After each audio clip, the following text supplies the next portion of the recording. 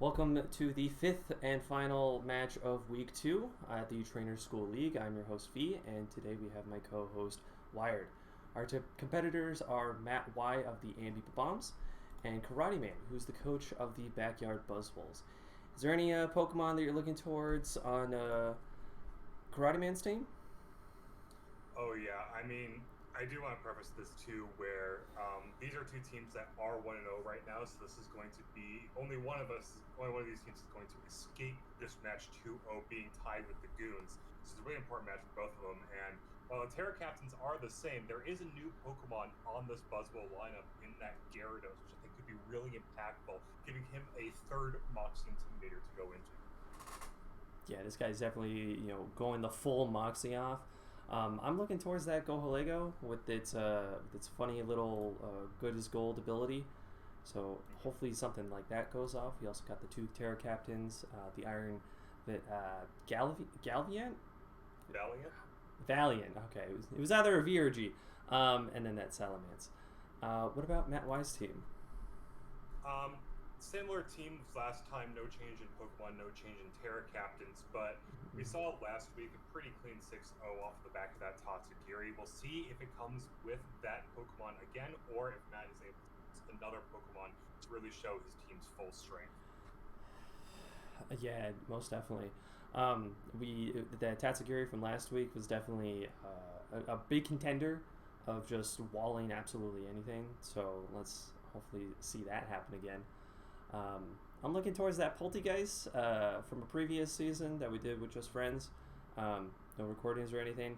That thing swept my whole team, so that was a fun little happenstance that happened and still stands to this day over my head.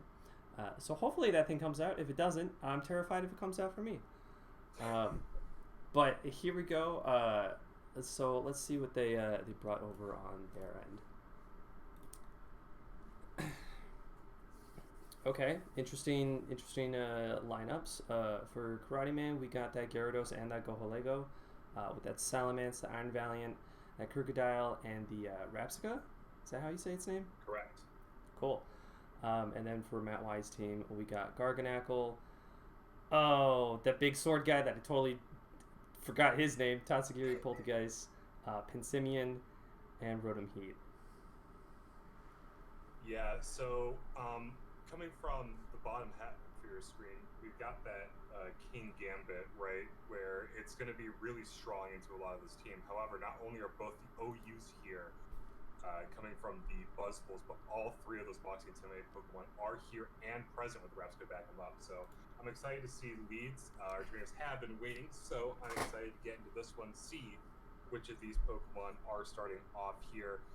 Pretty easy Intimidate coming from the Buzzwoles, I think, though we do have to worry about the Valiant boost from that King Gambit. Oh, we got that Tatsugiri and the Gyarados with no Intimidate. Okay, interesting little lineup we got here. Yeah, showing Moxie, which means that trying to be maybe a setup sweeper for later, though this Tatsugiri is a relatively good defensive typing into here. Not really much damage either is immediately looking to put out, so interested to see how this turn 1 pans out. There's always the option too. The switches aren't very good, so they might just stay in a turn, see what each other does. You gotta imagine coming from the as the switch happens. Yep, we got the Garganacl switching in into a Gyarados doing a substitute.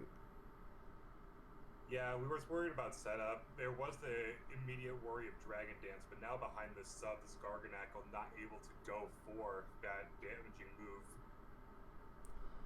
Garganacl turning into a flying type with the Dragon Dance from the Gyarados, and Garganacl used Curse.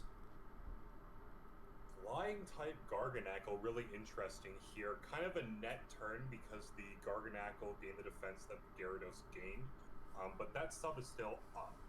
Oh, and then the switch out, getting the Intimidate from the Salamence, and Salt Cure doing pretty decent amount of damage, dropping it down to 54.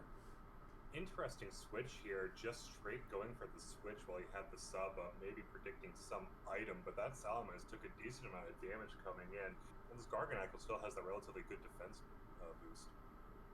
And switching again to Gohalego, get the critical hit on the Salt Cure, but it doesn't do a whole lot of damage. That is one tanky Mon. Yeah, notably here, there wasn't any extra damage on this Golden Go, and I don't believe it's good as a gold ability. If I'm correct, I believe that might be the protective pads coming out of this Pokemon. Yeah, so a little bit about these two fighters. Oh, we got to switch into Rotom Heat into a nasty plot from the Go So that's interesting. Doing a little setup switch out. Yeah, Golden Go in a good position here, looking to really click a decent special move in this. Unfortunately, this Rotom is going to take the brunt of it, though there is a fire move in this Golden Go's future, most likely.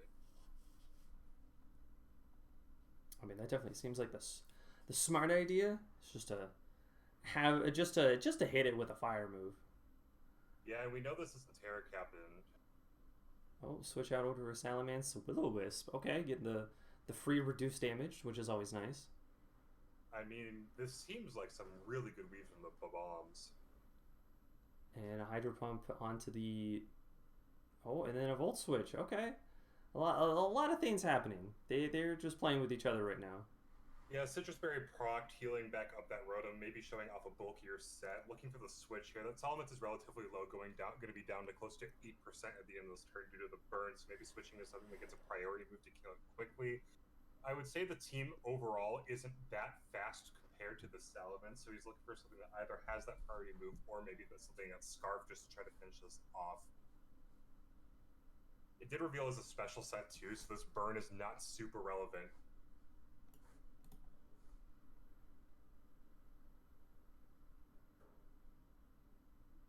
Okay, Simeon coming in here. I'm not sure if this thing gets a priority move. It might get Mach Punch. Well, let's look over our little sheet here and see if it does. Pissimian gets a quick attack and feint. Maybe the quick attack does enough damage. It's not resisted by anything, though there isn't any boost. Or just goes for a U-turn. That is either a fast Pissimian or a slow Salamence. So it's either Scarf Pissimian or a slow, bulky Salamence. Can't really tell from this position. Definitely funny little things are happening.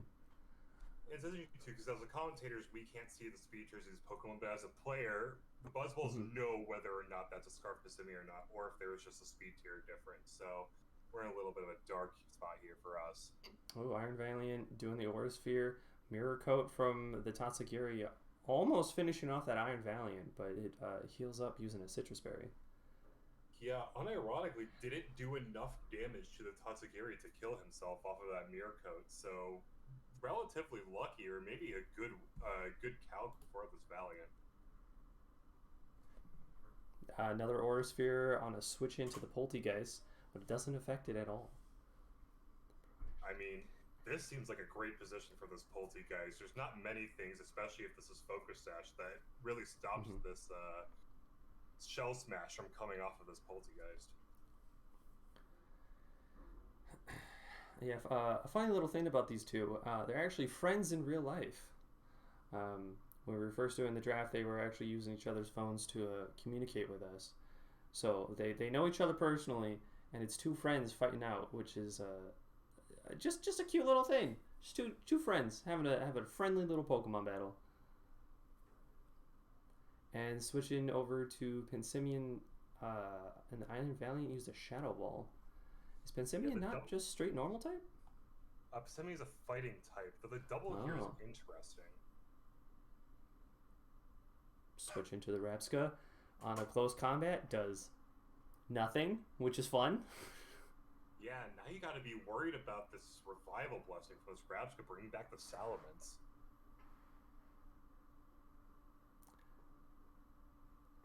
This is the other Pokemon that gets Revival Blessing. Right. I knew of the Palmont gets Revival Blessing, which is a weird one, but the Rapsica, that could be potentially dangerous. Yeah, Volt switching out here. After this Reflect gets set up, it's a little harder looking at the team here. You kind of want to go into your Ghost type, but you are taking a damaging move here from this Rapska more than likely. Pissimian doesn't do much, so maybe looking towards that Tatsugiri. Oh, switching out. Oh, this is a very switch-heavy game.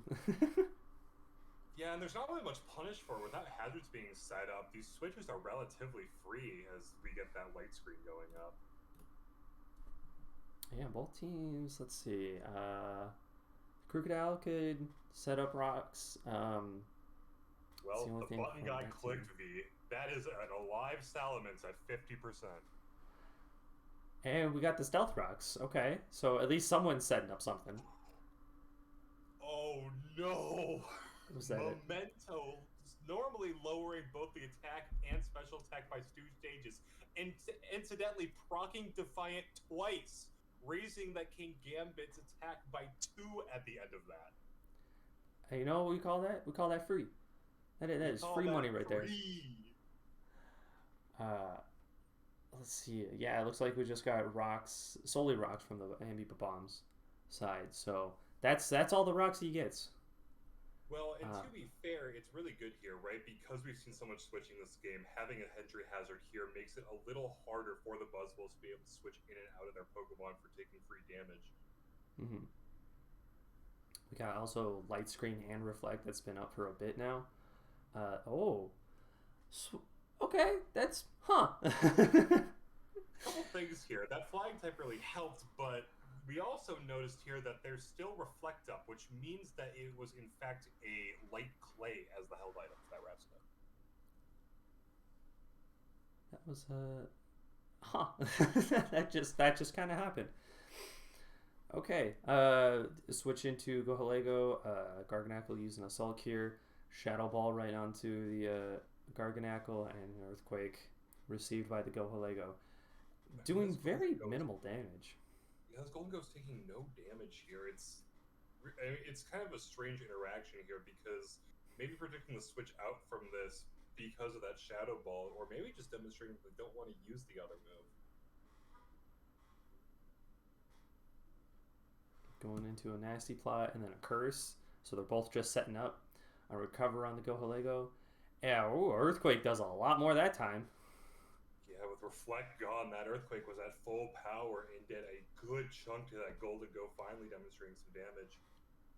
And then switch out over to the Gyarados, doing Sulk here, bringing the Gyarados down to 10. Heals up a little bit with leftovers, but then finally gets taken out by the Sulk here itself. Incredible read there, really killing a Pokemon for free, and now, I mean, this team is getting whittled down. Yeah, okay, now we got a Stone Edge from the Crocodile and another Curse from the Garganackle. He is really setting up, making sure that he can just sweep eventually. Another Curse. He suspected it. Then another switch in. I mean, this is absolutely fantastic. Oh, a Draco Meteor? Alright, does at least some damage, but this Alcure just finishes off that Salamence. And then switch it back into Gohalego. Make It Rain does finally finishes off with that Garganackle. Oh man, okay. So for now you have a Golden Go with very little HP and a lower special attack, and you have a Iron Valiant at about 30% and a near full health Crocodile. It's gonna take it's gonna take some incredible play here from the Buzzwoles to try to claw back into this game, as the rest of the AmbiBob-oms are relatively healthy. I think the lowest Pokemon is that Tatsugiri at about 50%. Yeah, we got the Poltegeist and the King Gambit. There's the name. There we go. Figured it out. Is at full now. Now we got the Poltegeist coming out. We've got a Recover from the Gohalego. A Shell Smash. Yep, I know that move all too well. Here it is, and with that being the defense drop still being there, maybe demonstrating it is that Focus Sash. Okay, and then we got the Shadow Ball to finish off that Gohalego. Switch it into the Crocodile. I can see only one way this happening, and that is maybe two ways. Maybe two ways. Giga Drain. Okay, now I see one way. I mean, just a frustrating position. This Poltegeist is in an incredible spot to finish off this game. And we get a Stored Power, which is just the most annoying combo for Shell Smash Stored Power. But that is Matt Y, who has won the battle. That is 5-0. Congratulations to the AmbiBob-oms for getting that score. I mean, yeah, just wonderful play coming from the AmbiBob-oms. There are a lot of really key moments with that Garganackle really showing his true strength, maybe out predicting that most of the moves that the Buzzwoles were trying to go for. And after losing 2 or 3 Pokemon to that Garganackle alone, it was a real struggle to come into these really powerful sweepers, stuff like that. Poltergeist at the end there, who really cleaned up the fight. Yeah, I would definitely say the AmbiBob-oms, even though they got a giant explosion behind their logo, really know how to clean up a fight. Because that was a very clean, pristine play all around, but more especially from the AmbiBob-oms. But yeah, that was the final match of week 2. Thank you for watching, and hope that everyone has a wonderful night. Bye-bye. Bye.